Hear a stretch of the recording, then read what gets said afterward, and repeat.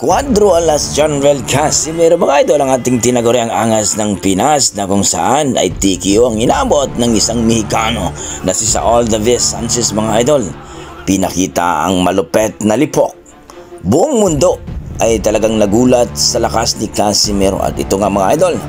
May isang post na naman itong si Cuadro alas It's My Boy ni Kuya Lods na ang mga immortal ay hindi umaasa sa swerte kundi let's go, Ninong Chavit.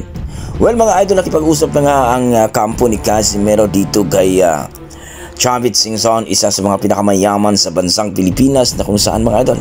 Alam naman natin na isa ito sa mga tumulong kay Manny Pacquiao nung simula sa boxing. At dito nga mga idol, isa ito sa manager ni Charlie Suarez mga idol, ang number 1 sa WBO sa super featherweight division na kung saan mga idol hindi nga malinaw dito kung ano ang pinag-usapan, pero alam naman natin mga idol na nakita ni Chavit Singson ang napakalakas na Casimero nung nakaraan October 3 taong kasalukuyan na kung saan mga idol ika nga nila baka lalapit na ito at humingi ng tulong para mapalaban sa mga bigatin na kung saan mga idol alam naman natin na nakipag-usap rin ito kay Bob Arum. Well mga idol, marami sa ating mga boxing fans na umaasa na ito na talaga ang umpisa dahil wala na nga itong promoter si Casimero, kumbaga pre-agent na ito mga idol, pwede na siya maghanap ng promoter. Well mga idol, magandang balita talaga ito at good moves kay Cuadro alas Casimero sapagkat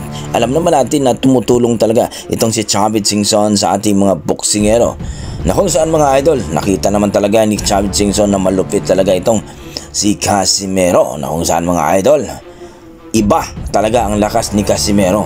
Kung sakali mga idol ay mapalaban itong si Casimero talaga sa mga malulupit o may kartada o nasa ranking mga idol para kung dito lalaban pa rin siya sa 122 pwedeng maikasa ang kanyang laban dito kay Elijah Purse o kay Sheik Hub na kung saan mga idol pwede pa nga ni Martin para makuha ang spot sa number 1 sa WBO. Kung sakali mga idol, magiging champion pa rin itong si Casimero. Yan nga sinasabi natin mga idol na kung magkataon na umakyat itong si Naoya Inoue ay posible na si Casimero at si Martin ang maglaban for championship. Well mga idol, at kailangan talaga maintindihan natin na dito po sa 122 ay alam naman natin nag-overweight itong si Casimero. So kailangan maintindihan natin mga idol na kailangan din ni Cuadros Casimero o ang buong team ng nutritionist para may makamonitor sa kanya mga kinakain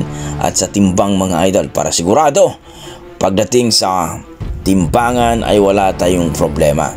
Well ganoon talaga mga idol, itong si Chavit Singson ay talagang hands-on naman din pagdating sa pag-alaga ng boxer mga idol. Alam naman natin na malupit ito pagdating sa pag-alaga ng mga boksingero mga idol. Pero ganun pa mga idol, baka naman ay humingi lang ito ng payo sapagkat alam naman natin na mayroon pang manager itong si Casimero, si Aegis Climas at si Jose na kung saan mga idol, napabalita nga na makakuha talaga ng laban itong si Casimero baka nga sa Riyadh season.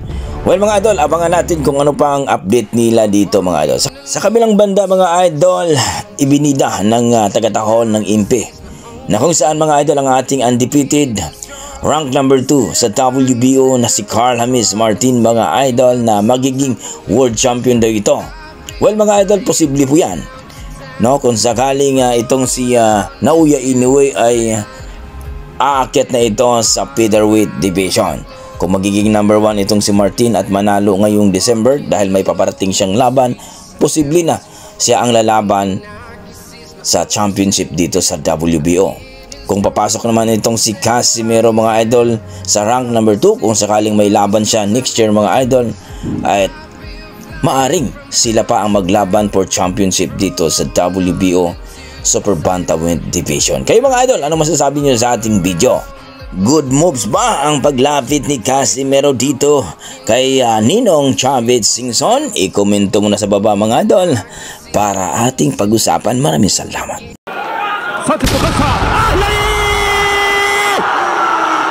Casimero no